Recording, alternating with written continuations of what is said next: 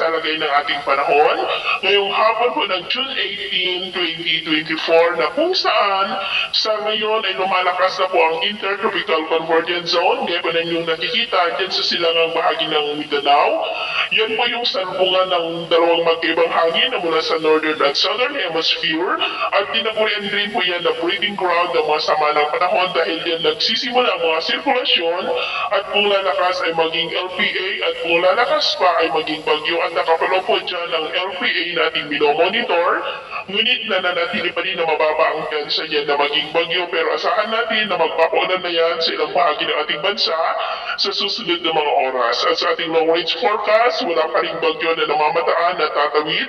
dito po sa ating bansa hanggang sa susunod na 2 linggo pero posibleng may isang sama ng panahon o bagyo na mabuo sa silangan ng ating bansa at ang development niya ng ating babantayan kung matutuloy po o hindi. At sa lagay ng ating panahon, ngayong hapon ay mula pang kalangitan with isolated rain sa malaking bahagi ng ating bansa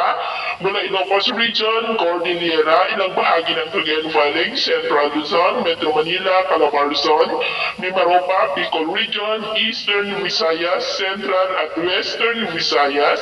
Zamboanga Peninsula, Northern Mindanao, Caraga, Davao Region at Sorsogon na posibleng magtuloy-tuloy ang mga isolated rains na yan sa ilang bahagi ng ating bansa hanggang mamayang gabi kaya mag-ingat po tayo sa posibleng banta pa rin ng mga pagbaha at pagguho ng lupa. At sa atin naman pong mga baybayin, wala naman po tayong nakataas na naman gale warning signals pero iba yung pag-iingat lamang po kung papalaot tayo para mas makaiwas sa mga sakunang